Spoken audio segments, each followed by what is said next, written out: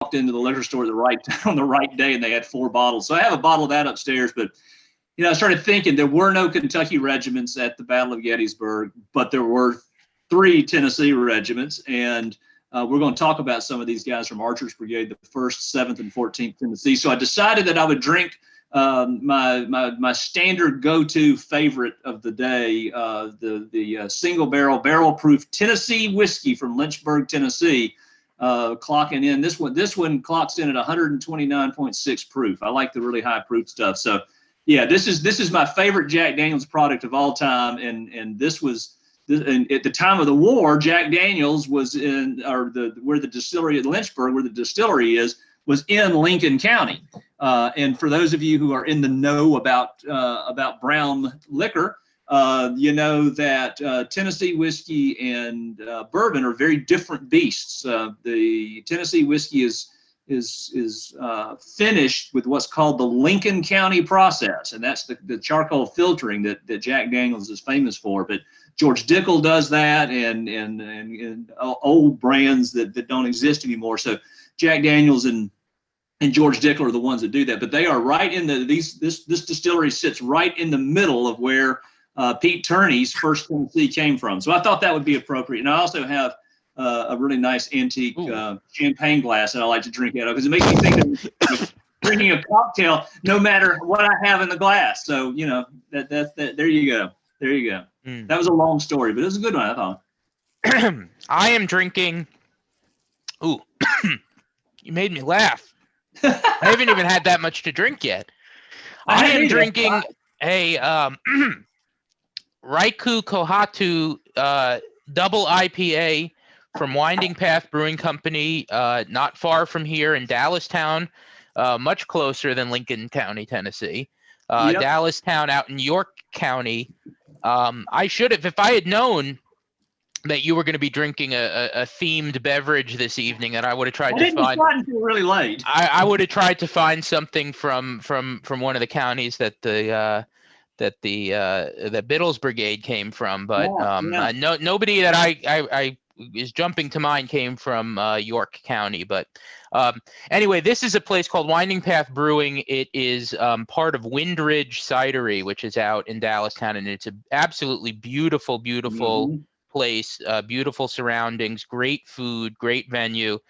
So if you're out in the York area, I highly recommend it. They make great cider and have recently started to make pretty good beers. So.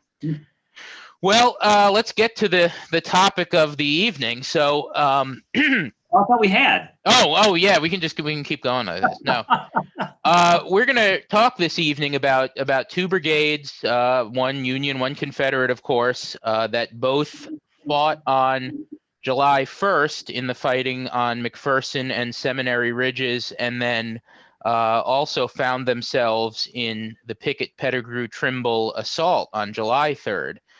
These men from these regiments had seen some of the fiercest, heaviest fighting on July 1st, for the most part take July 2nd off, and then on July 3rd find themselves again in some of the thickest, heaviest fighting of the battle. So what we want to do is take a look first really at what the makeup of these 2 brigades and where they're coming from, a little bit of their backstory, but then spend some time looking into the fighting and looking into what they're actually doing here at Gettysburg. So I guess I'll kick it off. I have some anecdotes about these brigades and then the men within them. Biddle's brigade consists at Gettysburg of the 121st Pennsylvania, the 80th New York or the 20th Militia, the 142nd New York, and then the 151st Pennsylvania, which is probably the one that many people associated with Seminary Ridge are most familiar with. But I did a lot of reading into the 121st today as I was getting ready for this, and really interesting regiment, and says a lot about what's going on around the middle of the war in Philadelphia, and some of the war sentiment that's going on in Pennsylvania, of course, a northern state, and Copperhead Democrats that are vehemently opposing the Civil War, opposing especially the the conscription acts and the eventual Emancipation Proclamation. And this regiment is birthed during that time. The Pennsylvania regiments that I'm going to talk about tonight are all raised in response to Abraham Lincoln's call in the summer of 1862 for 300,000 more volunteers. So these are comparatively late joining regiments. And I was doing some reading. Chapman Biddle, of course, who is leads the brigade here at Gettysburg. He is part of the Biddle family of Philadelphia, very important family in Philadelphia. Nicholas Biddle, who's gets in a little bit of a tussle with Andrew Jackson over the bank. You can probably tell us a little about that. Is of that family, but the Biddle family ends up being bitterly divided over the Civil War in 1862, and I think his George Biddle is very much against the war and speaking out against how African Americans are going to flow north like locusts. Meanwhile, his cousin Chapman and Alexander, another cousin who becomes I think it's a lieutenant in the 121st, all are joining up and going off to war. But there's one soldier that I want to talk about, and I do have some visual aids this evening. One soldier named W.W. Dorr, who is the son of the Reverend at Christ Episcopal Church. I'm going to show a picture of him right here. And he is a lawyer. He's probably friends with Chapman Biddle. And his story really starts to show these pushes and pulls of war, why people are joining up, why people are not joining up. Of course, he joins up in 1862, and there's a lot of speculation as to what was keeping him at home for that first year of the war, but then eventually is pulling him into war in the second summer in 1862. He's starting to see all of his friends join up. He is a leader in Philadelphia due to his father's role leading one of the largest churches in Philadelphia. And you see as Chapman Biddle starts to raise this brigade and these higher class people in Philadelphia, younger people, start to go off to war that summer. Men like W.W. Dorr join up, and it's said in this great biography of Dorr that he was able to recruit a bunch of young men from his father's church that all join up together, and he becomes a lieutenant in the 121st due to his recruiting efforts. So really interesting to look at, these social networks that have formed and then end up going off to war together. I know Daryl could tell us, will tell us a lot about that. Absolutely. But one of the most interesting things that the connections that Seminary Ridge Museum has to W.W. Dorr, I'm going to show this, is that we are fortunate enough to have his prayer book and his hymnal that he carried with him, was probably carrying with him within, what would you say, 50 yards of our building, 50 yards of the seminary building, right here on the far left, and in the center are his hymnal and prayer book. And then on the right is a prayer book that's carried by a soldier in the 22nd Virginia Battalion. So this is a really cool case that we have here at the museum. That the guy in the 22nd Virginia Battalion is right next to right on the seminary grounds too. Mm-hmm. So that was certainly in his pocket as part of. Some of y'all have heard me talk about all this literature that starts flooding the Confederate camps in late 1862 and early 1863, and that's one of those pieces right there. That the prayer book that the soldier from Brockenburg Brigade carried. Great, they're super cool pieces. So one last remark about the 121st, and then I'll turn it over to Daryl for a bit. You have these men that are joining up from, a lot of men joining up from Philadelphia, but you have one company that joins up from Venango County, which is one of those outlying counties. And I was reading the regimental history today, And it said that one immense family assembled for common purpose. The city-bred soldier vied with their comrades from the interior in all duties pertaining to camp and field. But it was soon apparent that the farmers possessed many advantages over their city brothers. They're talking Except about for disease. what? Except for disease. But they're talking about how the farmers are much better at swinging an axe and all of this stuff. So I just thought that was an interesting juxtaposition between the men that are coming from the city and men that are coming from the farms. Yeah, that's a cool story, and certainly that rural urban rivalry is something that we see throughout American history, and it's playing out in the ranks of these soldiers in the Civil War. I'm going to focus my attention on the 34th North Carolina, which is part of Alfred Scales' brigade, and they are sort of like some of these guys that Pete's talking about, very much outliers in Robert E. Lee's army. The regiments, the 16th, 34th, 38th, 36th, that are all a part of Scales' brigade are from the mountains. There's only one coastal regiment in the entire brigade, and that's the 13th North Carolina. These are largely men who had been pushed into service in late 1861, early 1862 by state level drafts, and then the Confederate Conscription Act in the spring of 1863 or 1862. They're men who live very much on the margins of the slave society that was so heavily represented in Robert E. Lee's army. Great historical work in the last 10 years or so, showing how centered Lee's army especially was in the slave society. The vast majority of the men who end up in Robert E. Lee's army came from areas where slaveholding was the predominant mode of production. These are counties with 50, 60, 70% enslaved populations. But you look at the 34th North Carolina, you look at these other mountain regiments from Alfred Scales' brigade, and very, very marginal to the slave economy. In many cases, these are small farmers who are driving herds of pigs down to market once a year.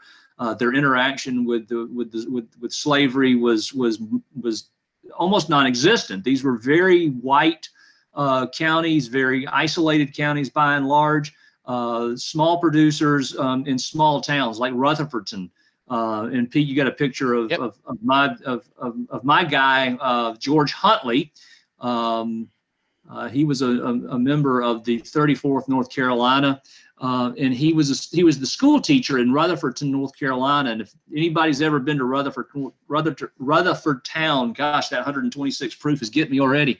If you've been to Rutherford town, please say I've been to Rutherford town, because I think I might be the only one in the bunch. Put it in the chat, yeah. Yeah, put it in the chat. If you've ever been to Rutherfordton, North Carolina, let me know, because you really got to want to go to get there. It's way off the beaten path. It's a small town right on the edge of the Appalachian Mountains, up above Statesville, North Carolina.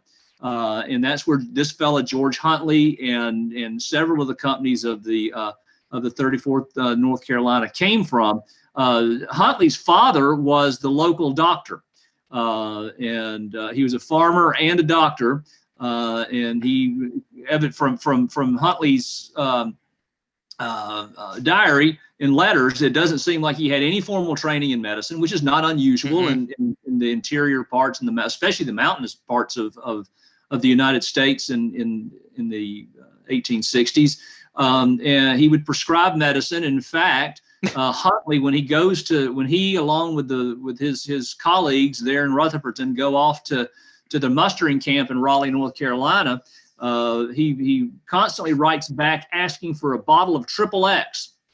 And I have probably no idea. it's probably like what you're drinking. It's probably like it probably is. It probably has a few roots and herbs in it, and who Lord knows what's in it. But it's kind of a folk remedy, best we can tell, because there is no except for Granny Clampett's XXX jug that she carried. There's no other documentation of XXX that I'm aware of. So anyway, you've got these small communities, these small isolated communities are going down to they're going down to Raleigh from way up in the mountains, and Huntley is the school teacher, And he is so excited to be in Raleigh. He starts off very enthusiastic about his military service. He's a young man. He's in his early 20s. He gets down to Raleigh, North Carolina, and he writes a letter back very soon after he gets into camp and says, "I have seen more in a week here in Raleigh than you'd see in a lifetime in old Rutherford Town. There's just so much going on." He's thrilled that he can go and buy books at the bookstores. He spends a tremendous lot of money on books. During their time in Raleigh, he's actually encouraged to re-enlist for the duration of the war because he was going to be able to get a bonus, and he's going to go and spend his bonus money on school books at the bookstores there in Raleigh. And he says, you know, by the time that my enlistment should run out, the war should be over. And so he was gambling that he wouldn't see any serious combat. And took that money and enlisted for the war. Doesn't turn out so well for him. We'll find out in a little while. But it's just interesting to watch the transition, though. And you watch the transition, and some of us are probably familiar with this mountain and flatland dichotomy in the South and in the Confederacy, with a lot of resistance to the Confederacy in the mountain regions. East Tennessee is most notable for that. But Western North Carolina, of course, we all know, butts right up against East Tennessee, and it's just as mountainous as East Tennessee. And you've got a lot of the same kind of cultural and political and social ties that are encouraging people to resist the Confederacy. And what happens with Huntley and many of the men in his company is that they start to see what's happening in these camps. And here, this is why I was laughing about the rural urban thing with Pete a minute ago, because these guys are from these isolated little towns up in the mountains, and they get down and they get in these camps. It's exciting and really fun for a while because they come into the Army late. Things are already organized. It's not like the mad pell-mell rush early in the war where the camps aren't set up. There's a lot that's already been put in place. The supplies run pretty well. State of North Carolina is clothing these guys, feeding these guys, arming these guys. So there's not a lot of that. The 34th doesn't experience a lot of what those early, say, April, May, June volunteers in the Confederate Army experienced. So what happens, though, is that these guys start getting sick, and they start dying from communicable diseases in the camps. They don't have immunities because they haven't been in these social environments like these city guys from Philadelphia have. And Joe Gladhar writes, he's given some really fantastic talks on the disease resistance of the urban soldiers in the Army of the Potomac. They have been in these germ pools for a long time, and these diseases that sweep through the rural regiments don't quite hit the urban regiments as hard. Now, there are different problems. They don't know how to chop wood and do things like that. But in any case, the diseases start to crack the morale of these guys, and it starts to undermine their morale. And in May and June of 1862, Huntley is like I said, a pretty enthusiastic recruit. But by the summer of 1862, or the late spring of 1862, he's beginning to sound some warnings to the people back in Rutherford Town, and says, "Look, if you can get a job or get a career that will keep you out of the Army, do it. So find something that would make you an exempt person." Under the draft law of April of 1862, and it gets worse for him as the war goes on. He becomes more and more disillusioned. The men in the company become more and more disillusioned as the war goes on, and it's about disease. It's about interacting with these slaveholders, these people from the eastern part of North Carolina, the Virginia Tidewater folks, all of these folks who come from these big plantation districts just really don't get along really well with these mountaineers. Dorsey Pender was the brigade's original commander. Pender was a strict disciplinarian, and it whipped these guys into fine military shape. They were very efficient, very effective. They were a well-trained military organization. But underneath all of that, these guys had a resistance to the war effort in general. They didn't necessarily want to be there. And as the war goes on, it gets worse and worse and worse. And their morale collapses. It really begins to suffer after the Battle of Chancellorsville. They're right in the thick of the fighting there. Terrible, terrible experience for Pender's brigade. Even though they're victorious, the sense amongst the men in that brigade was that this is just not worth the effort. This is just not worth sacrifice that we're being asked to make. And by that time, Huntley is writing back, says, don't even think about coming to the Army. He says, hide out, get away, do anything you can to stay out of the Army. If you have to come to the Army, make sure you come with good officers, because he had seen men, Lee's Army is being bled white already by Chancellorsville from the officers' corps, and you're seeing this. You're seeing the effect at the very lowest levels of the private soldiers in the field of that draining off of talented officers early in the war. Pete, you want to jump back in? Yeah, and I would make the claim that that similar thing is happening during to the Union Army. And to get back to Biddle's brigade, we actually have a really great example of a decrease in morale right on the march between the Rappahannock River and Gettysburg. And this is a great segue for getting us up to Gettysburg. There we go. So a few years ago, we came across a collection of letters from a soldier named Jonathan Himmelberger, who's a Pennsylvania German soldier from Berks County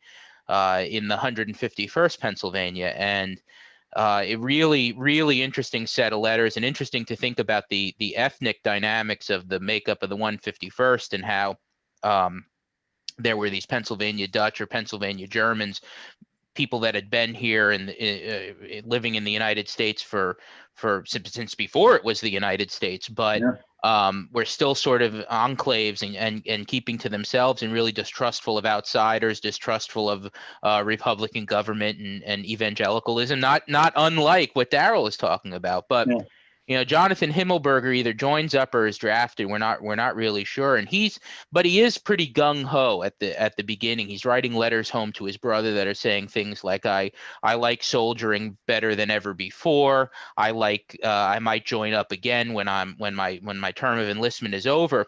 But then you sense a change between early 1863 and then his final letter in June of 1863. And what's happened here during this time is the 151st has been involved in the Battle of Chancellorsville. They don't see a lot of action, but that's where they're going to take their first casualties. And then there's this I think one of the things that's not studied enough is the grueling march between the Rappahannock River and Gettysburg that the Union Army has to undertake in June of 1863. And it's hot as blazes, it's dry, it's forced. I mean, they're marching 20 miles a day. And Jonathan Himmelberger gets up to Leesburg, Virginia on June 21st. And it's going to be the last letter that he writes his brother. And it's, I'm done with soldiering. I hope to be out of here by August, maybe as soon as the 4th of July. And you can sense this change in his attitude that has resulted from his serious wartime experience. So really interesting looking at that. But so anyway, we're good to bring it up to July 1st. Yeah, let me make there's an important caveat here though. Remember that the guys that I'm talking about are the far outliers of Lee's army. Scales Brigade is definitely the far outliers, because everybody, I can't think of any other examples of that collapsing sense of duty and morale in one of Lee's regiments before the Battle of Gettysburg. There's certainly some out there, but they're just not springing to mind, and certainly not as dramatically as these guys. And remember that Scales Brigade has within its ranks the 16th North Carolina. Quick story here. There's a drought that hits in western North Carolina, northeast Georgia, East Tennessee, and everybody needs to read. We're talking about weather, and we're talking about hot weather and all of this stuff. I'm reading Ken No's new book. Oh, you got it. Oh my God, it's so fantastic. Oh, cool. Everybody needs to read this. It's about weather and climate in the war, and his treatment of that interaction between the lived environments and human environments is just fantastically wonderful. But he identifies this drought as a really significant morale cracker for a lot of soldiers in especially in the Army of Tennessee, because when you start looking at in the Western armies, you start looking at those areas where those people are drawn from, where those regiments are drawn from. There's a serious problem with with crop failures and drought. But there's the 16th North Carolina is from way up, and one of the companies, Company I think, is from Ashe County, North Carolina, which is right on the edge of the state, right next to North Carolina, fairly close, or Tennessee. It's pretty close to the Virginia, Tennessee, North Carolina borders. And they're experiencing a drought. There's a fantastic little article about how that affects the morale of the 16th North Carolina and how it promotes desertion. And what's happening is that these small farmers' families are writing letters and they're saying, "Hey, we can't make a crop," and they're guerrillas. There's a lot of violence in the mountains, and you need to come home. And in at least one case in the 16th North Carolina, and I've seen several cases of this in the Army of Tennessee. One of the officers from the 16th North Carolina goes home and creates a unionist militia, and leads a union militia organization in the mountains of North Carolina. So you get the guerrilla fighting in the mountains. This is totally different than what the families of the soldiers from the plantation South are experiencing. So the letters they're getting are very different. The encouragement is very different. And certainly the stakes, the economic stakes are very different. So don't want to make too much about Scales Brigade as being representative, because they're not. They are definitely the outliers. And by and large, the morale in Lee's army on the march into Pennsylvania is sky high. And we'll talk about Burkett Fry here in a little bit, and how confident these guys were that they were just about to walk over the Yankees and into the White House and into the Capitol building and win the war. So one of my favorite stories. Yeah, I mean, you see, the Tennesseans that are in Archer's Brigade are from the middle part of Tennessee. You can draw a line from Clarksville down to Nashville and down to Pulaski, the plantation district of Tennessee. That's where these guys are from, who are in Archer's Brigade. Very different, and they're not that far away. I mean, it's only it's a 2-hour drive today from where the 3-hour drive from where these guys from Archer's Brigade are from, and where these mountaineers are from. So anyway, there you go. So let's take it up to June 30th. You good with that? 30th. Yeah. So we can talk about the battle now. Yeah. So the men of Biddle's brigade are going to camp at White's Crossroads, right over the Pennsylvania border, along Bullfrog and Pumping Station Road on the evening of June 30th. And they're actually going to get an addition in the 80th New York, which had been performing guard duty down in the Alexandria area. And it's sort of a scandal almost to have these New Yorkers join the brigade of Pennsylvanians, and that becomes pretty pronounced on the morning of July 1st as the brigade is marching towards the sound of the guns on McPherson Ridge. And there are these farmers that are coming out along the side of the road on Pumping Station Road and giving out food and milk and bread, and they taking bread and with one swipe of the knife buttering it, and they're not giving it to the New York soldiers. And the New York soldiers are pretty pissed, as you could imagine. I mean, we're down here to help defend your state, and you're not giving us any food. Well, they realize that they can just say they're from Pennsylvania, and that's what they end up doing. There's a great their flags are cased, so nobody knows. Yeah, there's a great account, personal reminiscences by one of the soldiers in the 80th New York that gives us a lot of information about what's going on. But they're going to march across Sachs Bridge. They're going to go up what's today Black Horse Tavern Road, Willoughby Run Road, and then end up on what's now Fairfield Road, Hagerstown Road, after the initial fighting has taken place between the men of the Iron Brigade and Archer's Brigade in that sector. Well, the big question, and I don't know if this has really ever been solved, is what is going on with the division commander that day, Thomas Rowley, who actually had been the brigade commander, and as Reynolds has moved up, Doubleday's moved up, and Rowley might have been getting into the XXX that morning.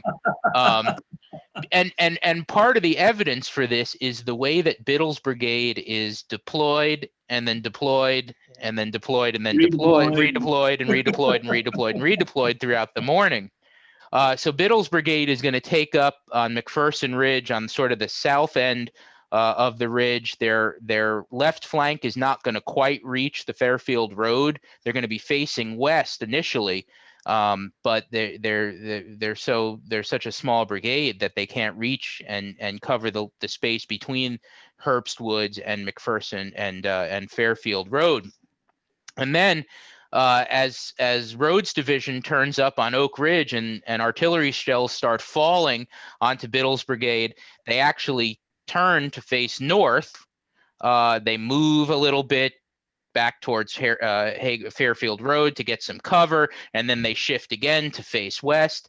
And it's at this point that the 151st Pennsylvania, the largest regiment, believe it or not, in the First Corps, is detached from the rest of the brigade and sent back to the seminary as Abner Doubleday's last defensive line. And there's a great quote that was talking about that account from the 80th New York. Great account from this guy who talks about the 151st and says there was it was by no means sure that we could depend on the 151st for support. These are totally green soldiers. This is going to be their first battle, and they're due to muster out in less than a month. So they are a totally unknown quantity, and that's maybe part of the reason that they're pulled back and put behind the barricade of rails. They're going to be the last ditch effort, the Hail Mary, as it were, for Abner Doubleday. But they're also, we don't know how they're going to act, and so that brings us up to just before Pettigrew's attack. So just before the renewal of the Confederate attack at around 3 o'clock on July 1st, with the 151st detached, the three remaining small regiments of Biddle's brigade, with their left flank up in the air, not quite reaching Fairfield Road, and even their right flank up in the air because they are back and to the right of the Iron Brigade, so left of the Iron Brigade. Yeah, well, one of the things, I've got a picture or a map of Pickett's charge up in front of me, and I think that it's kind of helpful to think about that just for a second, because what happens on July 1st is very important for what Lee is trying to do on July 3rd, I think. You look at the brigades under Pettigrew and Trimble, the two divisions, the division, sort of a division, then a demi-division, because two of the brigades of Pender's / Trimble's command are on skirmish duty. But you have 5 brigades involved here that get involved in the attack. Brockenborough doesn't come forward. He kind of gets halfway up the road and stops and goes back. So of the 5 brigades of the Pettigrew and Trimble column that make it up to the Emmitsburg Road and then on towards the Bryan Farm and the Stone Wall, 4 of those 5 regiments had been engaged on July 1st and heavily engaged in some of the iconic fighting of July 1st, some of the nastiest, ugliest stuff. And Scales' brigade is probably the worst hit of all of them. Takes the greatest number of casualties of all of these regiments or all of these brigades. So what happens on July 1st very much, it sets in motion, of course, the Battle of Gettysburg, but then it creates problems for Lee when he's trying to find troops to storm the center of the line when he determines that that's the weakest part of the Union line. So who does he have available to make the attack? And what he has available are a bunch of beat up guys who have had their teeth handed to them by and large on July 1st. They're wounded men who are trickling back into the ranks, slightly wounded men who are coming back into the ranks on the morning of July 3rd, who are going to participate in the attack, men who'd been just wounded just a day and a half before. So let's do the 34th North Carolina very quickly. First off, Heath's division. I want to spend some time talking about Archer's guys too, because you know, they're the first. That's the first infantry troops on the Confederate side who were engaged. The 13th Alabama and the 5th Alabama Battalion. But if we back up a half a step, let's back up several steps, and then let's get up to Buchanan Valley. The first thing we need to remember is that this is the old Light Division. These are A.P. Hill's shock troops. These guys have been, since the Second Manassas campaign, have been in some of the heaviest, hottest fighting of the entire war. Over and over and over, these guys, even at Fredericksburg, which you generally think of as the Confederates standing behind the stone wall and shooting Burnside's men as they walk up the hill. You know, Meade breaks through the Confederate line, and Archer's brigade has to come in. It's Archer, it's A.P. Hill's light division that saves the day for Lee at the Battle of Fredericksburg. And Archer's brigade is right in the middle of it. Go ahead. It's some of these guys. It's the 142nd and the 121st are the guys that are with Meade breaking through. Go ahead. Sorry. Yeah. So, these guys are meeting each other over and over and over. Anyway, there's a lot. There's a lot there. Maybe we can all get together in person before too long and chew the fat over all this. But so it's important to think about what's happened to these guys in the months leading up, the 6-8 months, the months where Lee's army is forging this reputation as being this incredible offensive military force. It's cost a lot of men, it's cost a lot of officers, it's cost a lot of morale. And on July 3rd, it all kind of comes home to roost in a way. So anyway, what's going on with Heath's division on June 30th? They're at Cashtown. On June 30th, Pender's division is up in Buchanan Valley, up at the top of the Cashtown Road. They're camped in Buchanan Valley. Heath's men are camped down around Cashtown, out in front of Cashtown. Some troops from Pettigrew picketing down towards Fairfield. And the idea, of course, we know what happens with the reconnaissance on the 30th from Pettigrew's brigade. They come back in the famous go on tomorrow, go ahead from A.P. Hill and Harry Heath. And so on the morning of July 1st, the first troops that are in line are Archer's brigade. And the first troops who become engaged with Buford's cavalry are the 13th Alabama, commanded by Burkett Fry, and the 5th Alabama Battalion.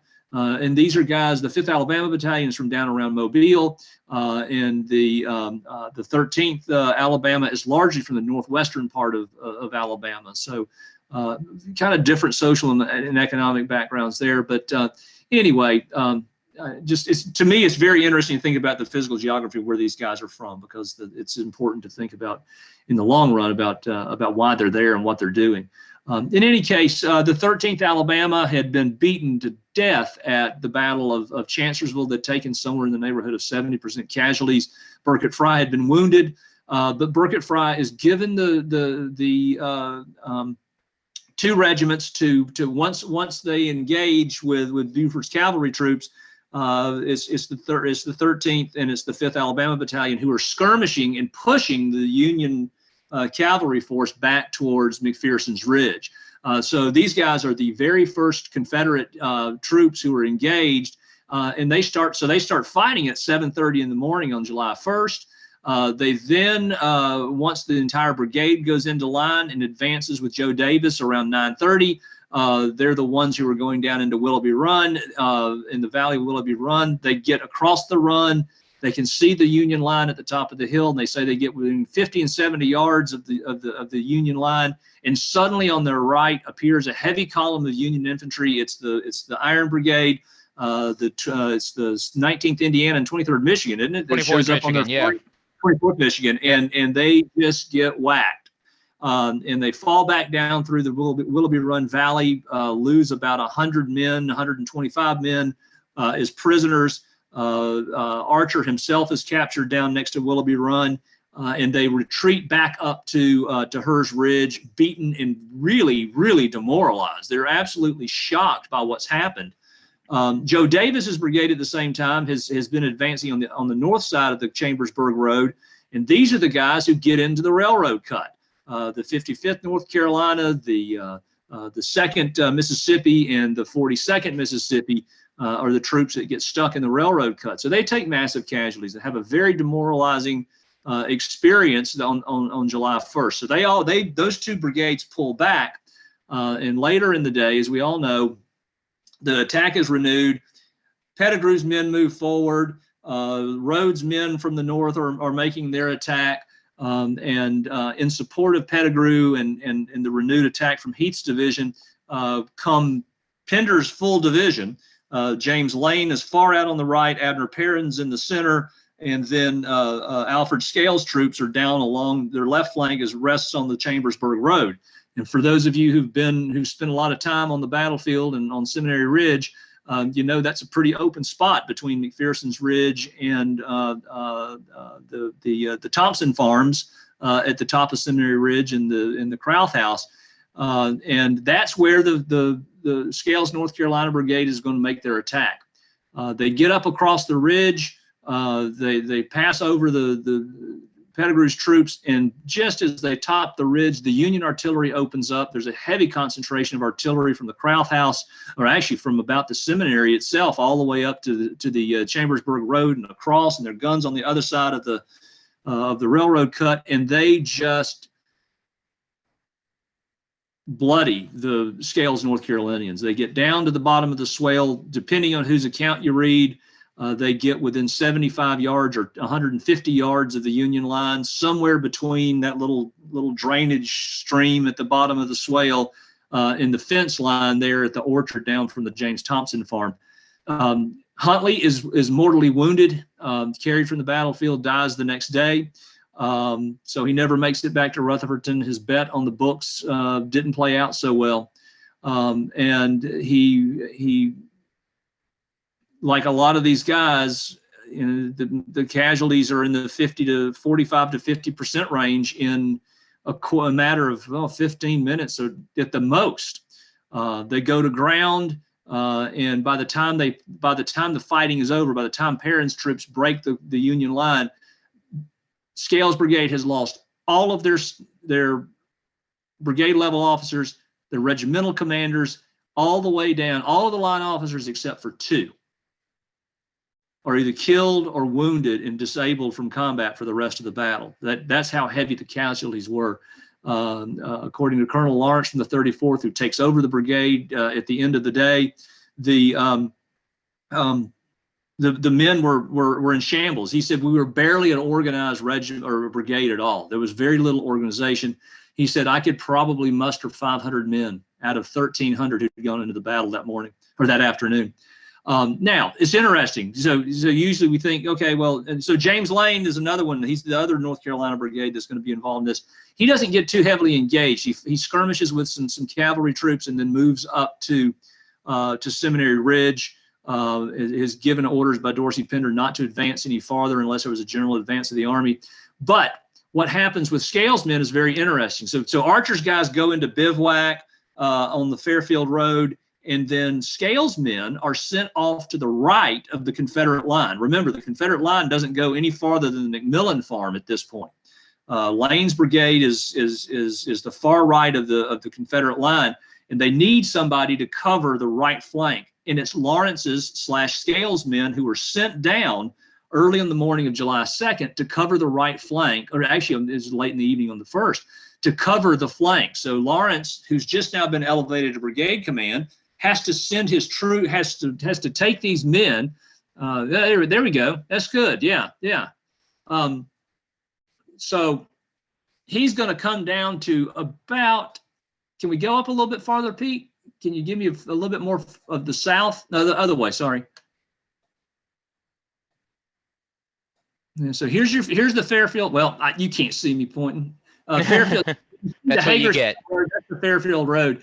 So what's going to happen, Scales Brigade, which is up here on the north, up on the left-hand side, is going to come around the back, and they're going to extend the line down beyond the McMillan farm, which is the, Pete, if you got the cursor on it, there you go. The McMillan farm is there. So he's going to move farther to the south, and then he's going to put together a defensive line that runs from a little bit south of the McMillan farm, the McMillan Woods, off to the, south-southwest to protect the Confederate flank until Anderson's brigade is pulled up the next morning. So Lawrence's guys and Scales / Lawrence's guys have a lot to do. They fight this awful fight on July 1st. And then they're put out in this treacherous. In Lawrence is he's terrified. He's scared to death of what's going to happen. He says, "There's cavalry in my front. We don't know what's on our flank. This is a terrible place for us to be." And then they're relieved by Anderson's division coming up later on July 2nd.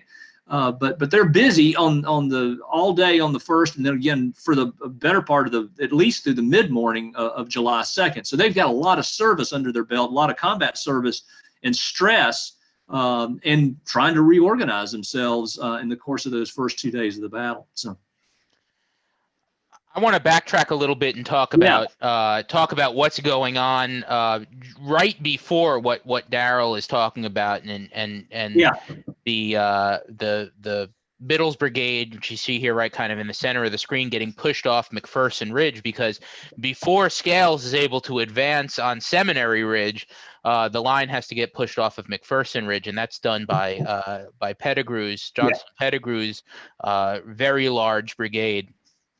And as you can see here, this illustrates what I was talking about earlier, that Biddle's 3 regiments, you see the 142nd, the 80th New York, and the 121st Pennsylvania here, they're really sort of out in the middle of things. Their right flank does not meet with Meredith's Iron Brigade. Their left flank doesn't meet the road. And so what happens is, as Pettigrew's massive brigade is going to come and push the Iron Brigade out at the same time, they're going to start to wrap around the left flank, the south flank here of Biddle's brigade, which is the unfortunate 121st right there.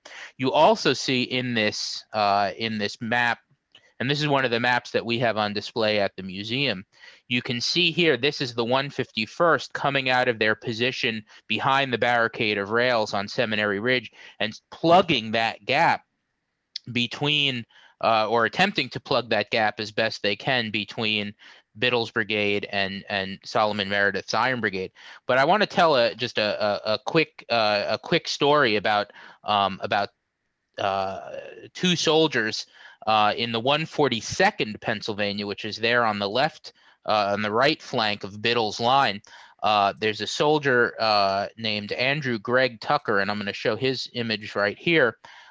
He is a recent college graduate from Lewisburg, the University of Lewisburg, which is today Bucknell University. He graduates in 1862 and then joins up almost immediately. He is a cousin of Andrew Curtin, the governor of Pennsylvania during the Civil War, and is also cousins with David Gregg, who's a cavalry commander. And anyway, he's there, and he's a lieutenant, and so he's riding a horse during this fighting, and he's wounded in the arm, and his horse is also wounded. And as he's coming down off of his horse, he sees another Lieutenant Jeremiah Hoffman in the 142nd, who goes down with a ghastly wound to his pelvis, go down, and Tucker jumps off of his horse and throws Hoffman onto the horse and smacks the horse back towards the seminary. And then Tucker retreats back to the Seminary Ridge line, the barricade line, where he goes down with a grievous wound. And the next time, so Hoffman writes an amazing account of being in the seminary hospital. He's on the first floor of the building where the restrooms are today. And he's there with George McFarland of the 151st Pennsylvania. He's there with Robert Cummins, who's the colonel of the 142nd, shot through the lungs. And Hoffman writes a great account of being there with those 2 men, but then also talks about hearing that Tucker, who's mortally wounded, dies, and then watches Tucker be buried right outside the north entrance of the seminary, south entrance of the seminary. I'm sorry. Hoffman also writes about talking with soldiers from the 1st South Carolina Perrin's Brigade and soldiers from North Carolina too, when he's in the seminary hospital. But it's just it's one of those amazing stories where we can kind of triangulate what's going on based on Hoffman's very detailed account. And back in the personal note, back in the summer, I would happen to be in Lewisburg, and I went and saw where Tucker was buried, right near Bucknell University. So, and then just one other quick story. One of the other soldiers that is mortally wounded during this retreat from McPherson Ridge to Seminary Ridge is a man named Francis Hilliard, and I'm going to bring his picture up for a second right here. He's a sergeant in the 121st Pennsylvania. And he is wounded in the back, and he dies of his wounds on August 2nd, and a post-mortem autopsy is done on him, as was done during the Civil War, so doctors could learn about the human body. And during that post-mortem, Hilliard's scapula was removed. It was where the injury was, and it was sent to the Army Medical Museum in Washington, D.C. And we were able to borrow it, and we have it on display at the museum. And it's one of those examples that doctors and surgeons during the Civil War were using this opportunity, this horrible opportunity to learn more about the human body. So that image that I just showed and Hilliard's actual scapula are on display in the museum today, and are tell this story about learning about the human body. So, of course, as Daryl pointed out, the barricade line on Seminary Ridge is overrun. The men of Biddle's brigade are the ones that take the brunt of Perrin's flanking attack. Yeah. Rolls up 121st, 80th New York, 142nd, 151st. Sends them back through town. George McFarland, the commander of the 151st, is wounded in both legs. It's more than just Perrin, because and sometimes I think I probably overplay, because my family's from South Carolina, first South Carolina. That all of that, the Perrin's, McGowan's brigade is a point of fascination for me. But you got to remember what else is happening down there. It's not just a couple of regiments that come sweeping up over the hill.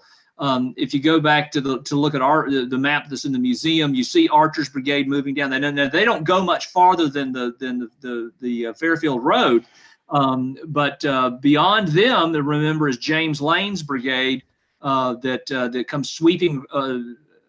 They're advancing at the same time. At the same time that Perrin and Scales are. Excuse me. I need to clear my throat. Perfectly cleared. They're advancing at the same time as a part of that attack, so they're farther to the south too. So it's not just a few regiments; it's a full, fresh brigade of North Carolinians, and then a re-energized Archer's brigade is making that flank move that's coming around Gamble's position down there around the McMillan farm and the Haupt house, the Schultz, what's now the Schultz house, there on Seminary Ridge, right through my backyard. You want to move on to Pickett's charge? Let's start at July 3rd, because we're getting short on time. But if we can keep talking, I'm happy to talk until everybody's bored with it. Till the bottle's empty. No, that's not going to happen. If any of y'all buy any of this, be real careful, because the first time I bought a bottle of this, I had one. It's really smooth because it's Lincoln County process, so it's super smooth, but it's super strong, and boy, it just knocked me on my butt, to put it bluntly. So let's talk about July 3rd. Yeah, so I'll talk about the setup of Biddle's brigade, and one of the questions that came in is, at what point was Biddle wounded? It's probably somewhere in this retreat from McPherson Ridge to Seminary Ridge, and I believe that a bullet sort of creases his scalp. It's not really a serious wound. He's back with the brigade by the next day, but command falls on his cousin Alexander Biddle for the remainder of the fighting. And I want to piggyback on something Daryl said. We're running through this stuff real quick, and we are giving detail, but there's a lot more to these stories that we're telling. And we're trying to compress it all in an hour. And as Daryl said, we could keep talking about this for hours, and maybe we'll do a second one. But Biddle's brigade is in the retreat to Cemetery Hill and Cemetery Ridge. They end up somewhere around the Leicester House, about where, I think it's the Catherine Gwynn House, where today the law enforcement headquarters are. And on July, they talk about watching the soldier from the 80th New York, John Cook, who writes those reminiscences. They do move up because he talks about watching Sickles go out towards the Emmitsburg Road on July 2nd. And then sometime around July 2nd, the evening of July 2nd, the brigade actually gets split up. They're sent down. They're starting to be sent down to help stem the tide of Longstreet's assault on the south end of the field. They don't make it, and the 151st and 80th New York are detached from the rest of Biddle's brigade and pushed into service by John Gibbon, and they end up just south of the copse of trees, about where the Hancock wounding marker is today. Maybe a little bit north of that, along with the Vermont brigade of George Stannard, which was the 3rd Brigade in Rowley's Doubleday's division. And as I was getting ready for this, I was thinking about how that brigade is about where the fake 20th Maine is in the movie. Yeah, exactly. they also watched Ambrose Wright come rolling up, screaming up, yeah. But for the Pickett's charge, they're going to be part of this demi brigade. Theodore Gates of the 80th New York is going to be in command of the 151st and the 80th New York, as they are on the left flank of Gibbon's line, Gibbon's defense there. So I'll let you pick it up from there. Pick it up from there. Okay. Well, so one of the things that, a lot of times we like to think about Pickett's charge as this crazy decision that Robert E. Lee makes. And Pete, could you put up the artillery map for just a second? One of the rationales that Lee makes for making the attack on July 3rd, where he does, is the partial success on July 2nd. And by that, he means the capture of the Peach Orchard, the advance across the position that's held by the Hood's division on the overnight July 2nd. But this map, this is a great map for the American Battlefield Trust, and I found this summer because I was really interested in taking a look at the bombardment this summer. I kind of do theme walks on the anniversary days. And this year's theme work, I was out there by myself. It was the craziest thing. I mean, it was just dead silent on July 3rd. There was nobody at the Peach Orchard. I think I probably saw 5 people that day, and it was really kind of strange. But what I wanted to understand a little bit better is what Robert E. Lee meant by the partial success and the strong position at the Peach Orchard for his artillery. And what E.P. Alexander says, it was a good position. It was a strong artillery platform. We know that. We know that Sickles had made the same argument, that this is a very important position. So I went in about 1:30, 2 o'clock in the afternoon, was standing out there and taking a look. And this map really is helpful in understanding part of what Lee's thinking was. So if you take a look down, at the very bottom of the map, you see the Peach Orchard, you see Latham, Gardner, Manley, Fraser. Now, look back up towards, so you can go to your right, and you see the Trossel Farm, and then you see all of McGilvery's guns along the. So this is from the Pennsylvania Monument to the New York State Monument, essentially, is what this line is here. And so you got the Klingel Farm, you've got the Scherfy Farm, and you've got the Peach Orchard. And one of the things that's interesting about the lay of the land here, well, Pete, can you scroll back? Can you get us back up to the copse of trees just ever so slightly? There we go. So here's the copse of trees. Well, shoot, Pete, everybody can see the copse of trees. You can see the Bryan Farm. And if you take a look, and let's go back down now to the artillery position, the Confederate artillery positions.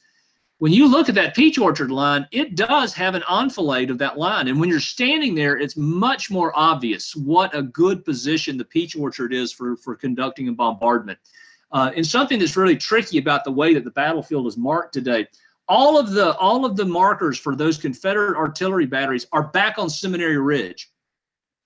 They're not up on the Emmitsburg Road. They're not where those guns were. Because remember that Alexander writes about this in his military memoir. He says, we were up on Seminary Ridge, we fired in support of the infantry, and as soon as the infantry cleared, we limbered our guns and we went across the field. And this is where he famously turns to one of the Parker's battery and says, by the sundown, the Southern Confederacy will be won. And then he says, I got to the Peach Orchard and I realized we'd just broken their first line.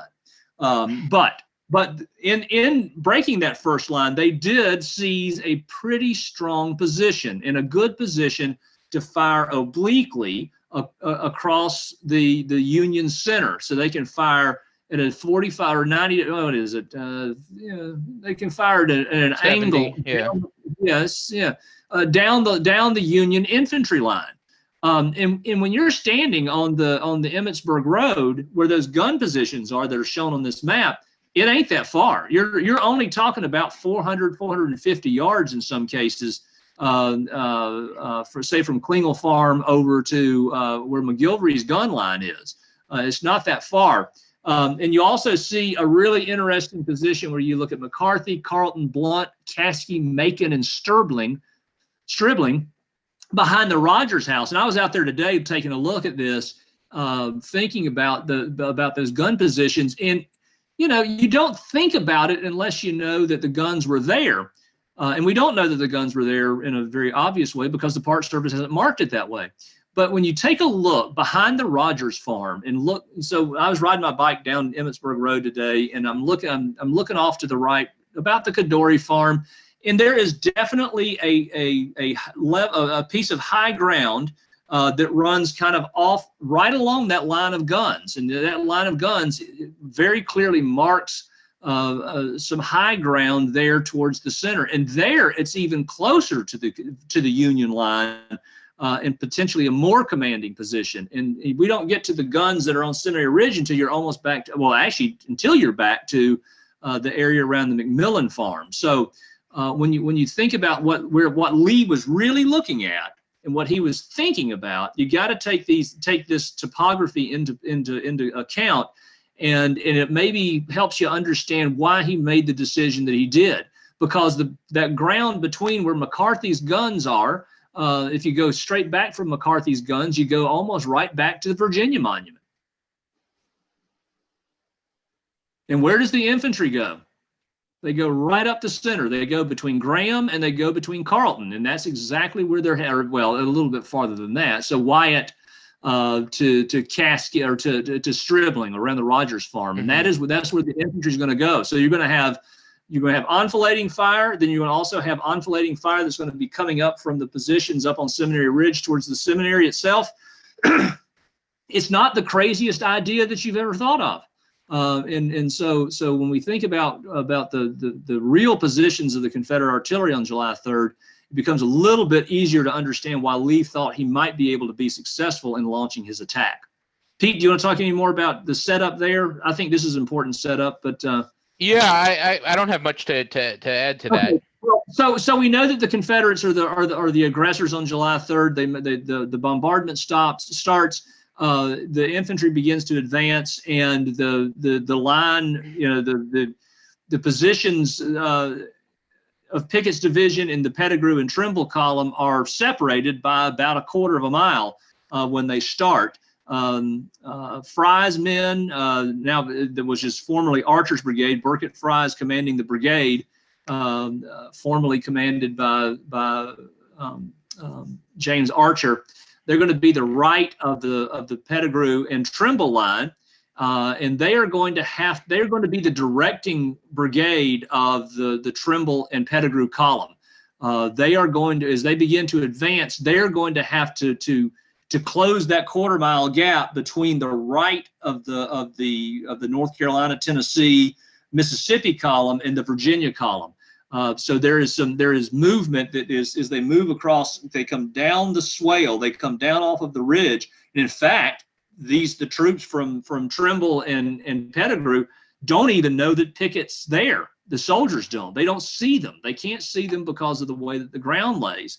And so as they begin to move down, it's Fry's responsibility to close that gap, and all of the troops to the north, all of the troops in Pettigrew's division now are going to have to shift down to the south to close that gap in between the two. And it's Fry's men who are leading that move.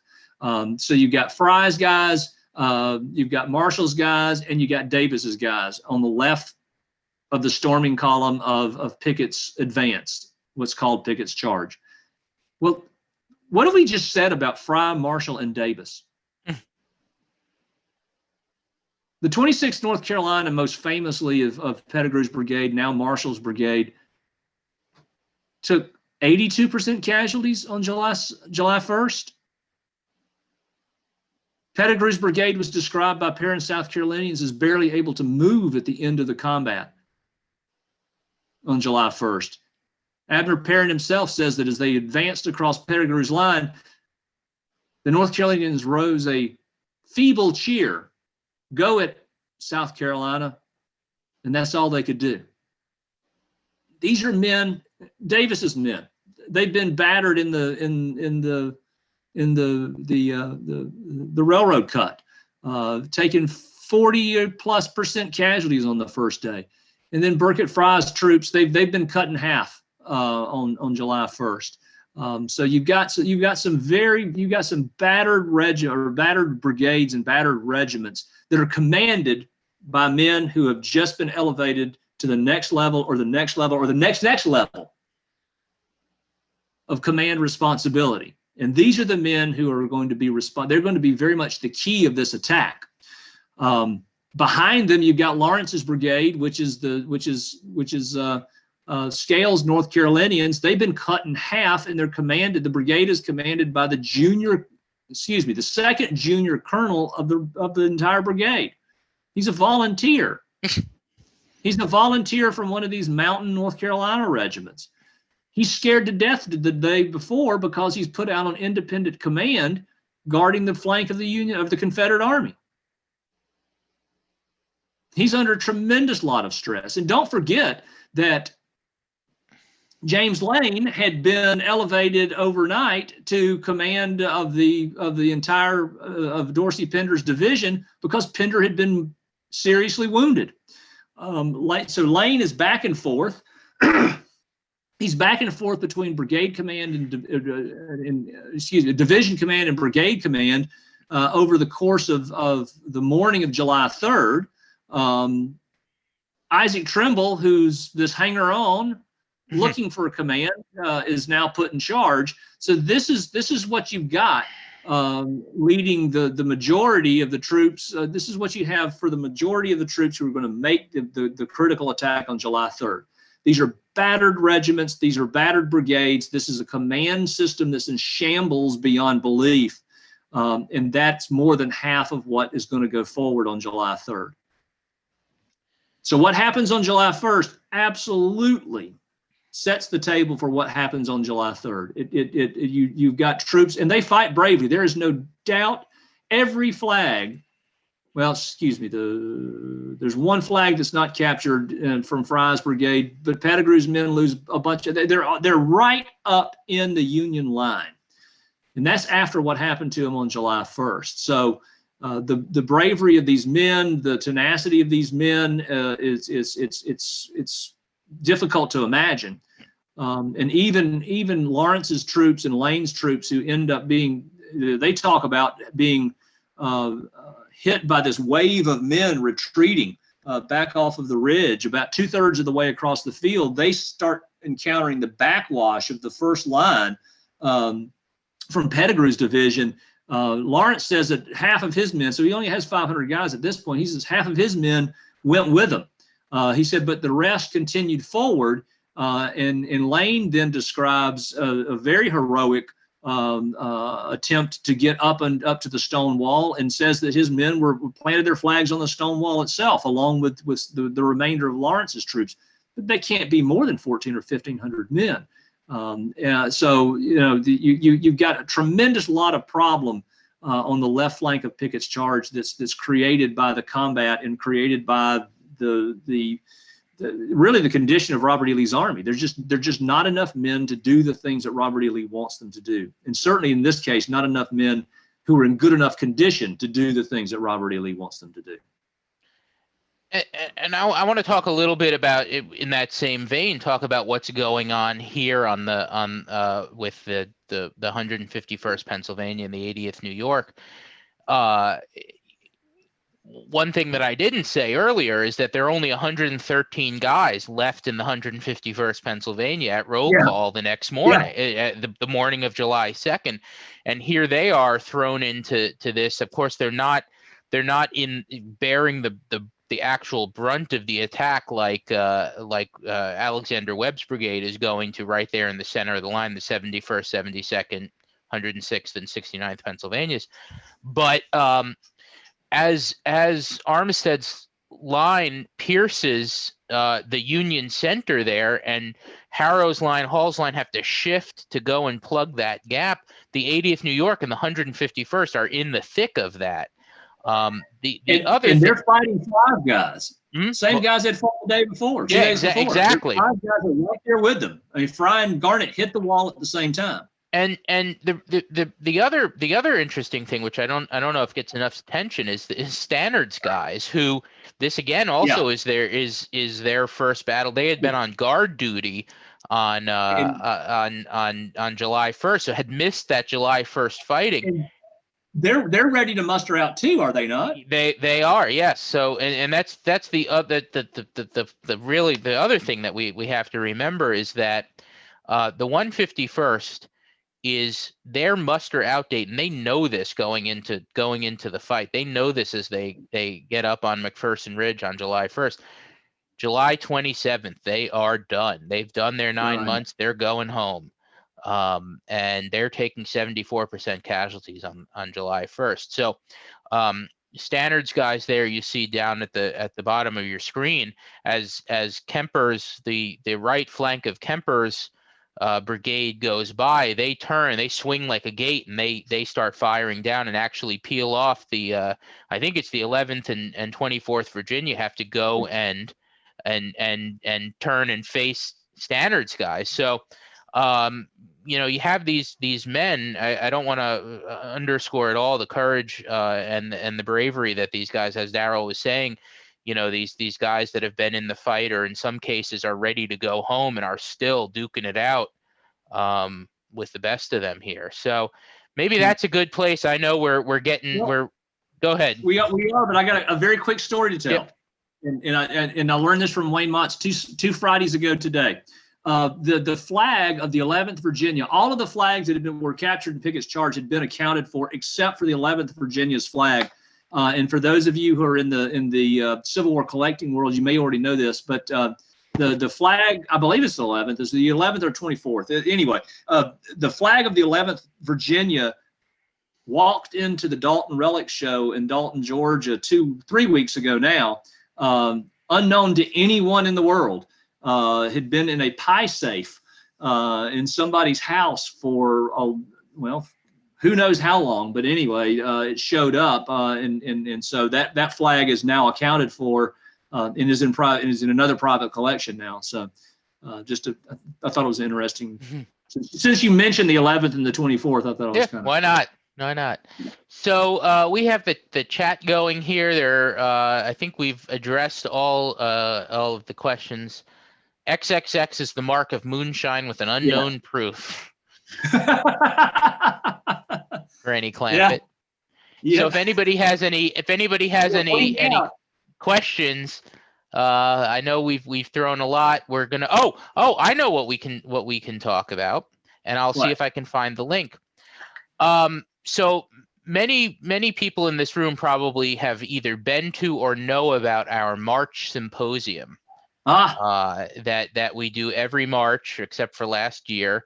It's a great day of scholars talking about their work. We've done environment in the Civil War. Ken No came and spoke before the book was out. We've done 3 years before the book. 3 years before the book. Religion in the Civil War, medicine in the Civil War, teaching Confederate history. Well, last year we had planned to do a day of talking about Civil War monuments. And I'm never going to forget sitting in my office in the second full week of March going, are we going to have to cancel this? That was the first discussion that we had. And so, of course, we did have to cancel it. Well, this year we're going to be doing it virtually. And our keynote speaker is going to be Dr. Hillary Green of University of Alabama. And also speaking will be Dr. Jill Titus of Gettysburg College. Daryl will be speaking. I will be speaking. So keep an eye out for that.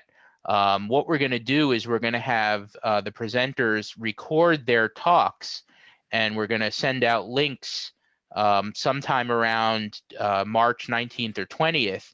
And then on March 27th, we're going to gather for a Zoom roundtable with the presenters and the participants and have a discussion. So you'll get to see the presentations and then engage with us. So that's going to be a really interesting event. It's going to and it's not going to be limited now to people who can just visit Gettysburg. Yeah. It's going to be open to everybody. So we hope that you will join us. We're going to be sending out an email within the next probably week or so.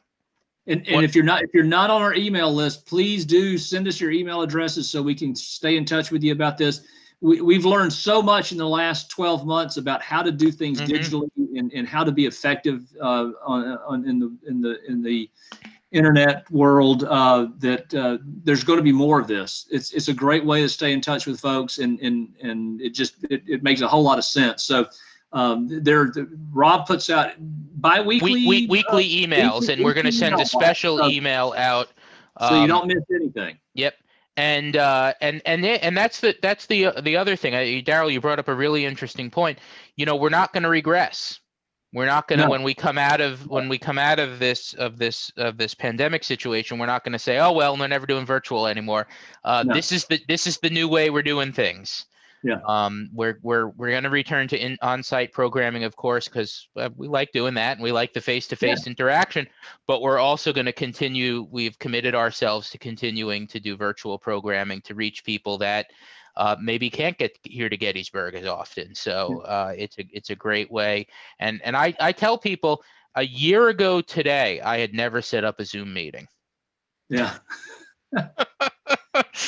So, I heard what Zoom was. Yeah. What? What's it? What's it? Zoom. That was a show when I was a kid.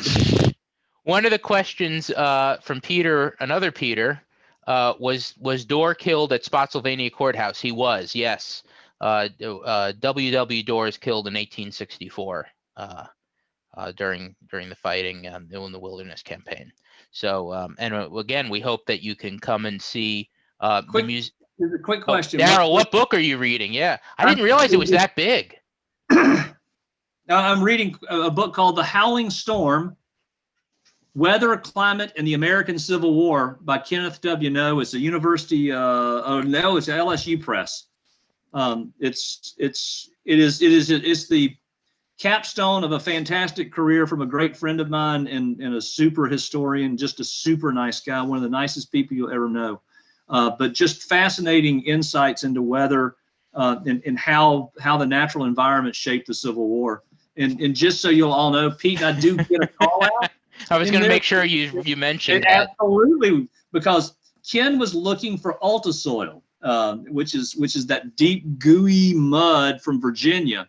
And there's a finger of Altasoil. He's doing all this geological work and all this research, and he finds a map that shows this finger of Altasoil that goes up into Adams County, and it's notable because it's red clay, and Ken's like, well, do you know? We're talking about this. We're talking about the geology of Adams County, and you know the what it looks like on the west side of the county versus the east side of the county. So, well, we'll go out and take a look.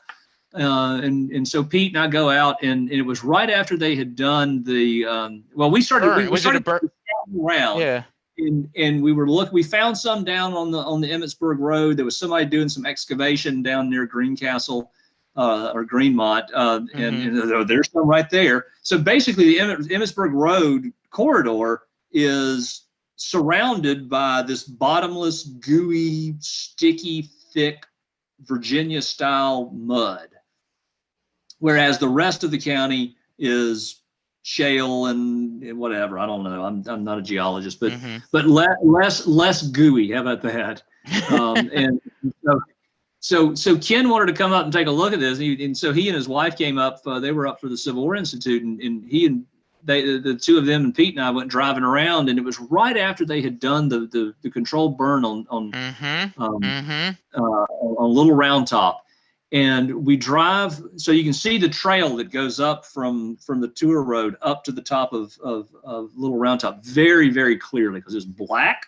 And then there's this bright red streak that runs right up the side of Little Round Top. And we all I don't understand that the Devil's Den thinking, holy crap, there it is, right in the middle of all of this. The red gooey mud is right here. So anyway, didn't he start dancing? He did. He was. There's a monument right before you turn left off of the Wheatfield Road. There's a monument that sits there next to, what's the house that's off to the right? Shoot, I can see it, but I can't call the name. It's a 6th Corps monument that's down right at the Plum Run, right where Plum Run is. Anyway, I remember Nancy screaming, "There's red mud," because the ground has kind of fallen away from it, from the monument. And she screams, "There's red mud!"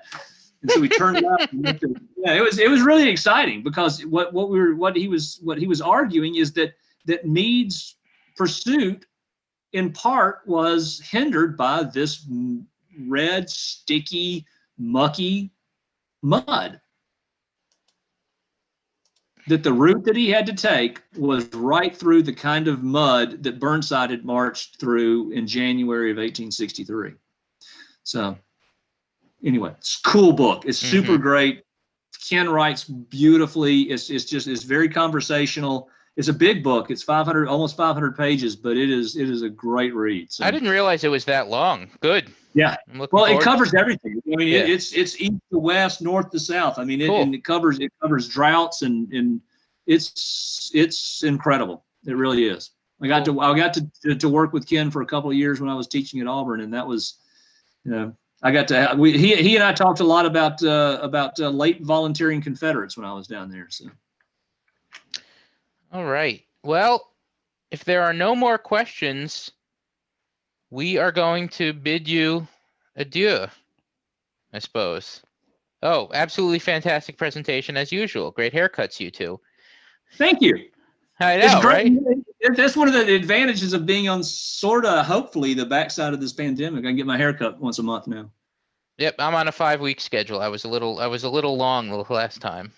No pun intended. All right. Well, we'll see you next month. Thanks so much, and have a great night. Get home safe.